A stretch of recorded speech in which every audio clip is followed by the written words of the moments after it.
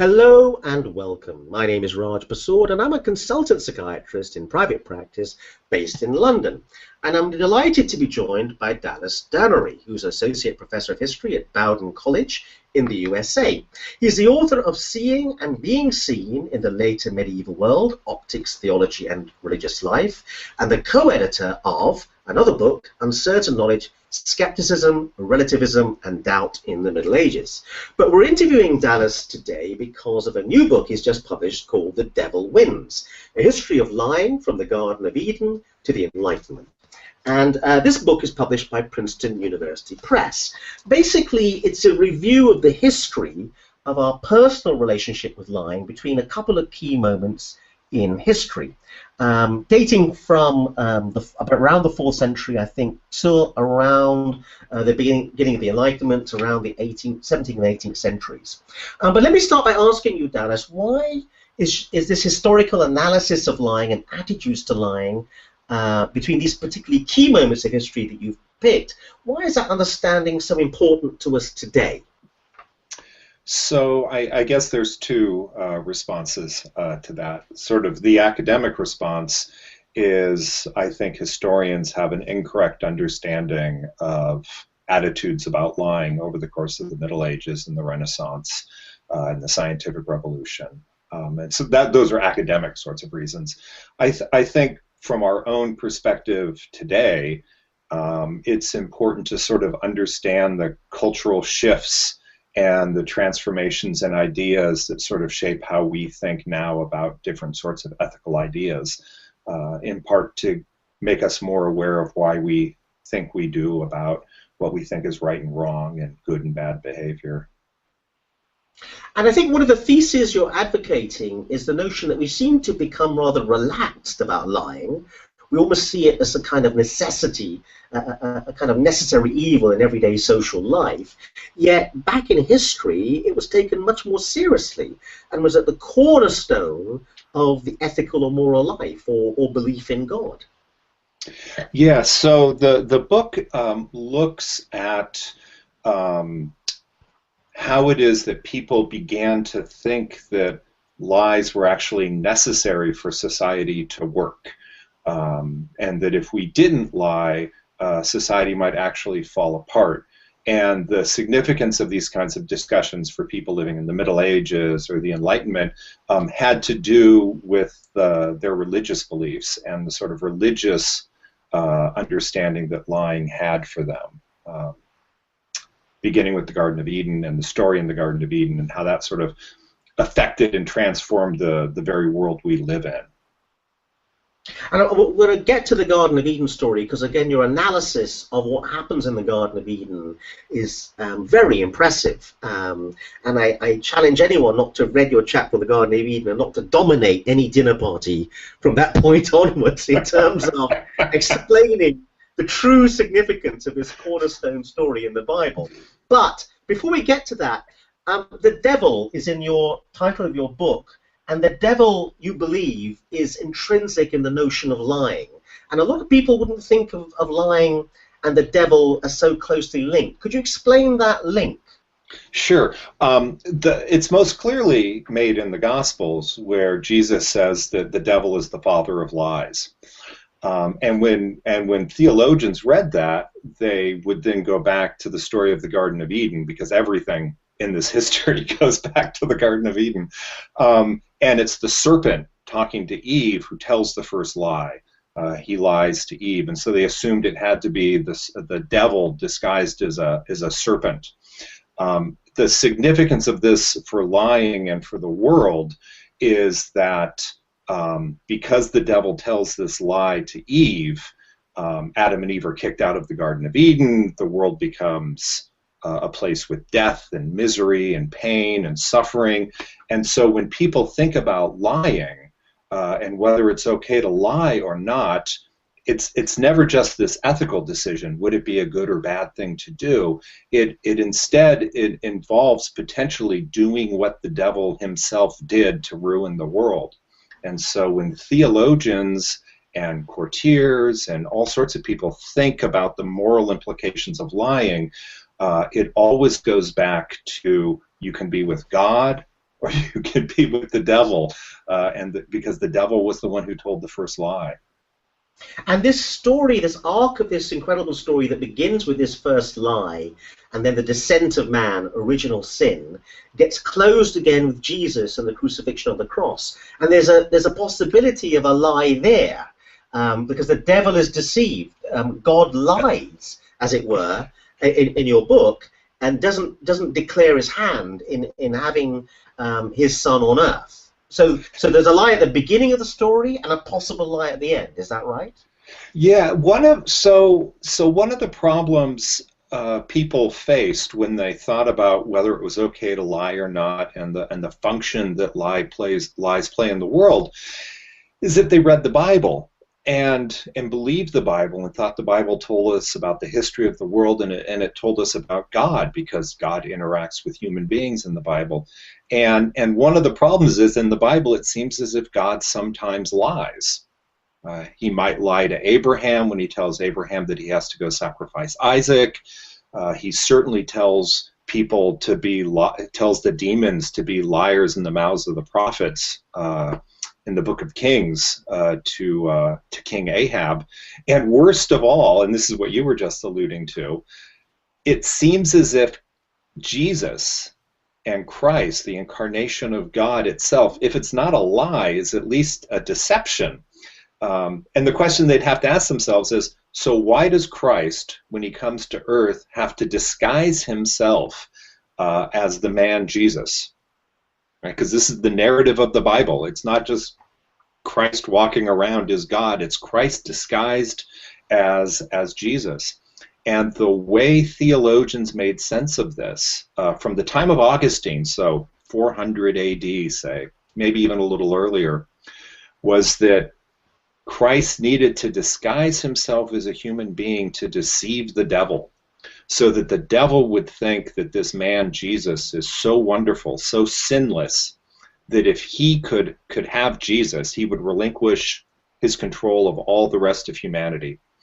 And so the crucifixion in this story, Augustine refers to it as the devil's mousetrap, right, where Christ's flesh plays the bait that's in the trap that will get the devil. And the idea is that the devil unfairly and unjustly crucifies Christ, disguised as Jesus, and thereby relinquishes his hold on mankind. And so the entire story of human salvation depends on this 33-year trick that Jesus plays on the devil. So deception, your argument goes to the heart of the biblical story. So let's go to the beginning with the Garden of Eden, and you start chapter 1, the devil, in your book, with this wonderful, wonderful sentence. It took God 6 days to create the world, and the devil 2 sentences to undo it. So what do you mean by that? So we all know the story that's told in the first chapter of Genesis about God's creation of the world in 6 days. In the Garden of Eden, the devil approaches Eve and he asks her a question. He says, did God say you can't eat from any tree in the garden? Right. Now, that's actually not what God had said. God had said you can eat from any tree of the garden, but if you eat from the tree of the knowledge of good and evil, you will die. So the devil misstates God's command. And Eve responds to the devil, and she says, no, God said we could eat from any tree except the tree of the knowledge of good and evil, and if we eat or even touch it, we might die. So she then rephrases God's command wrong. And then the devil responds, no, you won't die. So in 2 sentences, he has totally befuddled Eve. 2 lies, as theologians understood it, because he misstated God's words. And with those 2 sentences, Eve is deceived.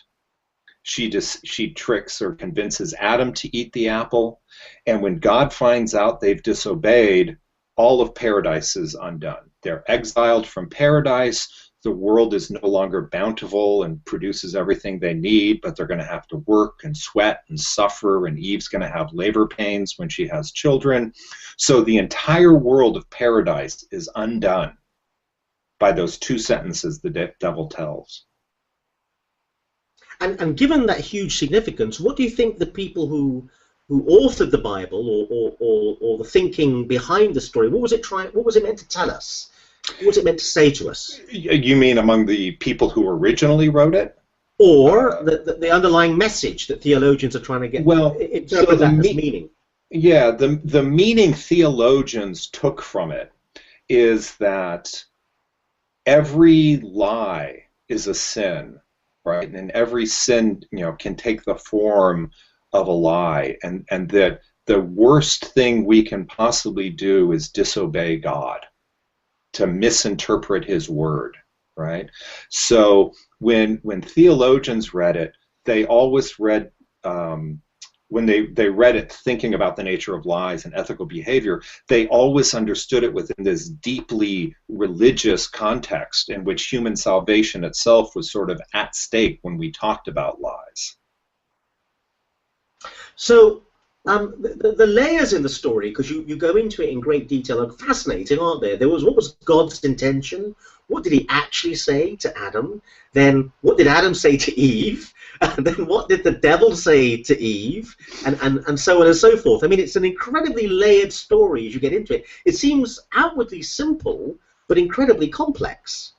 Yeah, it's a wonderful thing to read how people interpreted it over the years, because the story itself is 2 paragraphs. It's really short, and none of the details that you really need are included. And so what you find, you read Augustine in the 5th century, you read Anselm in the 12th century, you read all these 13th, 14th century theologians, John Calvin, John Milton eventually. It gives them an incredibly fertile ground to sort of figure out things for themselves. And so it's just a fascinating story, with the possibilities it has of being rewritten to sort of meet contemporary needs. So you start off with that because you're kind of saying this notion of deception and the hardness of deception, it being like a really bad thing linked to the devil's work, gets transformed over the ages so that we become much more relaxed about deception. And you trace the arc of that gradual relaxation of view. I know that's really the task of the book, but could you say a little bit about that arc, about what's happening? Yeah, so there's always sort of 2 radically different positions. And so the book sets itself a single question: is it ever acceptable to lie? And it looks at how different kinds of people answered the question. And so there's a sort of theological response to that question, which is you should never lie because every lie is a sin. They have different reasons for thinking this, but essentially it's even if you're lying to save someone's life, you're still committing a sin. At the same time, there's a different line of thinking that goes all the way back to the time of Augustine as well. Jerome, who's famous for having translated the Bible into Latin, disagreed with Augustine on this. And there's faint disagreements for quite a while, which is we live in a very complex, fallen, evil, deceptive world. And so sometimes when you're surrounded by liars and deceivers and death and people are out to get you, sometimes you actually have to, fight fire with fire, right? You have to actually lie to the liars. So there's this undercurrent throughout the whole tradition that's often ignored of people who thought, given the nature of the world, we have no choice but to lie. What you're referring to, and the task of the book, is how that current becomes more and more prominent. And it seems to become more prominent as states, nations, kingdoms begin to sort of solidify, and you have a whole class of sort of bureaucrats and courtiers who are working in very dangerous political situations as bureaucrats or envoys, and they need to sort of figure their place in the world. And so beginning around the 12th century, we see a steady line of thinking, which is sometimes you have to lie. Sometimes a lie might even be virtuous. And this continues until sort of the cases in which you need to lie sort of keep expanding. So by the time we get to the Renaissance, people will say things like, well, if you're at an important social engagement and there's someone you hate, but you're introduced to them, you say something very nice to them even though you don't mean it. You flatter them. You've lied to them, but think what would happen if you didn't lie to them. You could start an international incident, you could be kicked out of the court, who knows? And so gradually they begin to think, wow, if we didn't lie to each other, we might be at each other's throats constantly, right? There's no other way to get on in the world. So there was this gradual sort of realization, perhaps, that if we didn't lie, society simply couldn't function. And this really seems to sort of hit its peak in the Renaissance and into the 17th century. But you seem to be drawing a very interesting link between this gradual acceptance that to get on in life, okay, you're going to have to tell a few lies because of the politics of life and job interviews and stuff like that. And you draw a link between that and the gradual retreat from religion to everyday life. And maybe 2,000 years ago, 3,000 years ago, God was everywhere.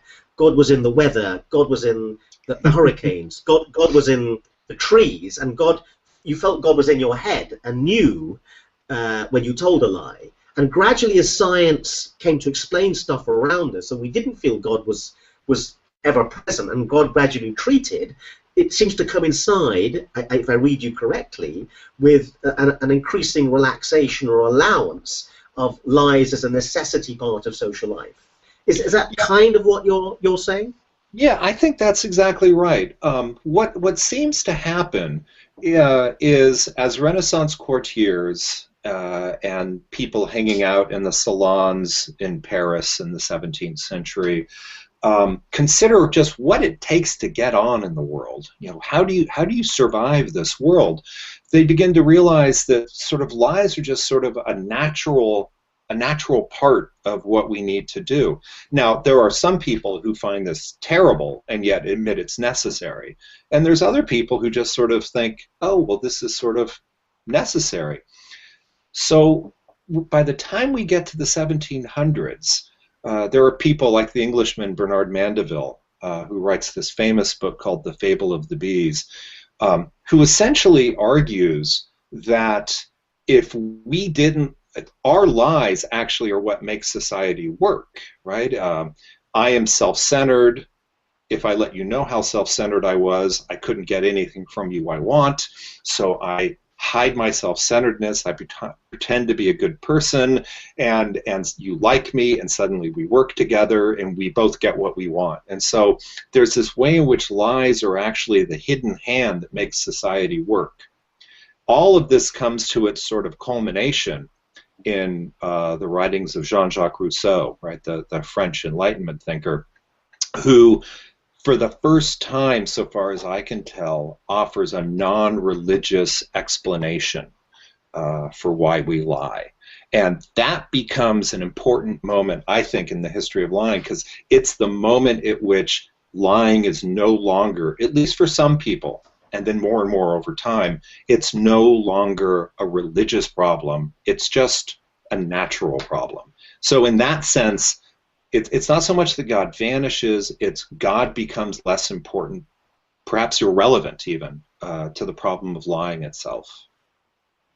So let's talk a bit about that, because you do highlight that as an incredibly important moment in the history of thought, or at least Western thought. So Rousseau's argument, as I understand it from your book, is that for society to function, as society gets more complicated, as people have to work together and get on with each other, lies aren't just a kind of like thing that sometimes happens. They're actually essential for society to function. They're actually the foundation stone of society, because as interests begin to diverge, to ensure that people can function and accommodate each other, deception becomes at the center of any kind of social cohesion. Is that right? Yeah, that's what you've described really is sort of the description of people like Pierre Nicole, who was a French thinker from the 17th century, Bernard Mandeville from the early 18th century. Rousseau's position actually is just a little bit different. For Rousseau, he argues that human beings used to sort of live alone, and we just like hook up for the night occasionally. He has this insane vision of what primitive human life was like. And at some point we start to live in society. And as soon as we started to live in societies, you know, I would look at you and I would say, wow, you know, that guy, he's famous, he's well known, he's respected. I wish I was like that. So I start to pretend to have qualities that you have so that people will think of me like they do of you. So society, according to Rousseau, naturally transforms us into liars because we pretend to have qualities we don't have. So what's really interesting for Rousseau is he doesn't need the Garden of Eden, he doesn't need the devil or the serpent, no tree of knowledge. All he needs are a couple people living in a society, and one person looks at the other and he thinks to himself, wow, that guy's good looking and the women like him. If I do something or make up for that, then the women will like me too, right? And so lying becomes a natural problem as opposed to a religious problem. And I suppose, I'm not sure if you state this explicitly, I suppose people observe that the liars get on, and the people who are very observant of God's truth don't seem to do so well. And maybe that's another reason why lies start to become common currency. Well, it's entirely possible. I don't have a good answer for whether lying really works for people or not. I'm more a historian than an ethicist, and historically, and the way people wrote about it historically, there was certainly a huge line of thinkers who believed, and increasingly so over time, that lying was necessary to survive in the world. Currently, there are a number of biologists and psychologists and others who are coming up with arguments about whether deception is sort of woven into our genetic nature and whether it, you know, plays a fundamental role sort of from a scientific, you know, point of view. What about, did writing this book and researching it and focusing so much on deception and the history of deception, did it change you in any way? Did it change your attitude to lying? Did you notice lies a lot more? You know, I don't think so. You know, I approached this sort of as a research project and something that would be very interesting. The one thing that has happened is, you know, I've done radio interviews about this, and every once in a while I get email from people now, and they want moral advice. You know, and this is quite new for a medieval historian. No one comes to medieval historians for moral advice. And it has got me thinking, though, this kind of goes back to your first question. You know, what does the history of ethics teach us about ethics? Right? What does the history of lying teach us about lying? Not just the history, but, you know, what does it teach us about these things today? And this is a question I'm turning myself towards much more now, to sort of think about the importance of this kind of historical work for thinking about what good ethical behavior would be. And what about the medieval character as it comes through from your writings? It just seems that medieval people, in worrying about lying, much more than the modern person seems to, they seem somehow much more noble than we are. I mean, are historians going to look back at our age and lament the fact that we were so worried about breast surgery rather than telling the truth compared to medieval folk that you've researched? You know, well, if they only had the medical technology in the Middle Ages, I'm sure they would have been worrying about other things as well. I don't know if people would go back to the Middle Ages and see them as more noble. The one thing I have noticed writing this book and then trying to keep abreast of contemporary conversation about lying is there's never a period in history where people don't think there has been more lying than ever before. So you can read 12th century writers, and they just bemoan how the whole world is suffused with the cancer of deception that has sort of reached never before seen, proportions. Then you read someone in the 16th century who says the exact same thing. And if you go to Google today and type in your, the Google search box, lying, out of control, you'll find dozens of books and articles all saying there's never been as many liars. Lying has never been as big a problem as it is today. So I'm not sure if it's a problem of the people in the Middle Ages being more noble than we are, but rather people always thinking lying has always been one of the great problems of human life. Okay, so I'm afraid I'm going to put you on the spot now, and let us imagine an email comes into you where someone, in a way you've been describing, is caught with a quandary. They've got to go to a job interview. There's a situation coming up where if they lie, it will help them attain their goal. But they're bothered about lying, and they want to know whether they should lie or not. Maybe they're going on a date, a first date, or maybe they've done something bad, and should they confess to their spouse? Is there any advice that would come to you through your research from the medieval times onwards as to how to help people decide whether to lie or not? There is, in the sense that there's a much sort of defamed group of Catholic thinkers from the 15th and 16th and 17th century called the casuists. These were often Jesuit thinkers. And casuists, the name comes from the idea of cases. And the idea was that whenever you're confronted with a moral situation, each circumstance, each case is different. And they provided guides and sort of lists and tables to sort of help you determine what the proper way to respond, to act in any certain case was. And so in these sorts of cases, you have to weigh, who are you talking to? What is your position? What is it you hope to achieve? And the various circumstances, and you would weigh these and try to come to some sort of decision given this moment with these particular circumstances. What's the proper way to behave? By and large, I would say, it's always best not to lie.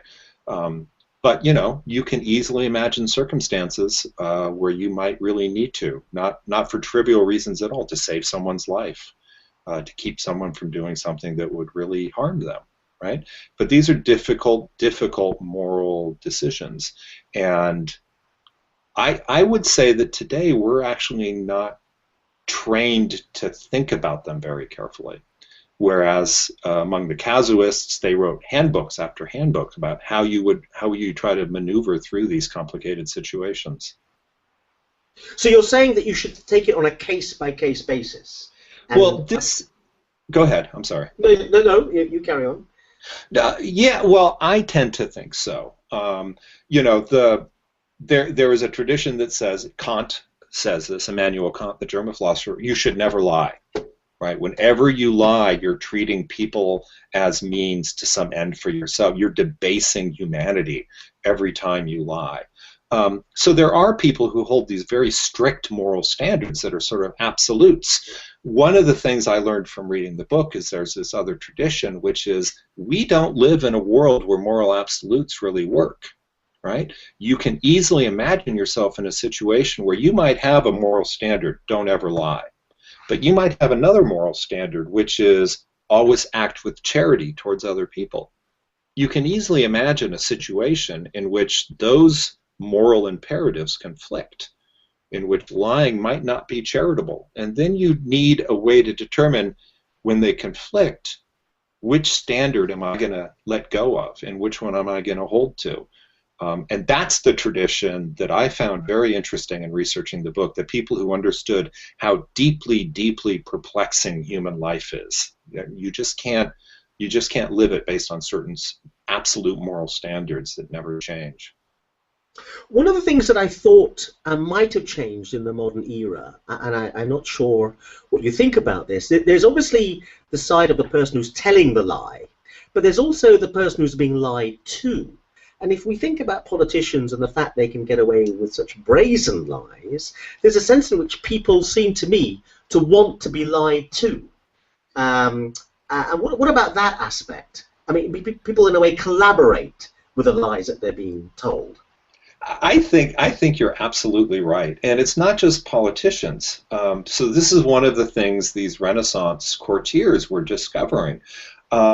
When you're at a dinner party and someone you know doesn't think highly of you comes up to you and says, "Oh, Raj, it's so nice to see you." Not that this ever happens in your life; it happens in my life, but they're flattering you, right? You know what they think of you, and yet you're happy to hear it. You'd rather hear that than something else, probably. So, I think in much of our lives, we know we're getting snowed, and we don't necessarily mind it, and that's okay. It helps society, go along, even at the daily level of social interaction. Much less are politicians lying to us. And does that come back finally to the title of your book? Because I think the title is fascinating. If you read the book, you understand the meaning in the title. The title is The Devil Wins, A History of Lying from the Garden of Eden to the Enlightenment. So what do you mean by the devil wins? Well, what it means is God creates the world, and theologians had this idea that the world should be like God had first created it. It should be like the Garden of Eden, perfect, completely honest, without toil. And in fact, what happens over time is, so the devil lies and the world changes, it becomes a fallen place. And what happens over time is theologians, scientists, courtiers, all of these people, as they reflect on the nature of the world, realize, oh, wait a minute, I bet God meant to create a world in which people lie, in which these sorts of things happen, in which the world was fallen. They begin to think the world as it is was the best possible world. So the devil wins in the sense that the world that the devil undoes with his two sentences becomes the world that people think was the one God should have made all along. Great. Well, thank you very much indeed, Dallas. The book is entitled The Devil Wins, A History of Lying from the Garden of Eden to the Enlightenment by Dallas Denery, and it's published by Princeton University Press. It's a wonderful read, and it will completely change the way you look at the Bible and the way you look at lying. Dallas, thank you very much indeed. Thank you.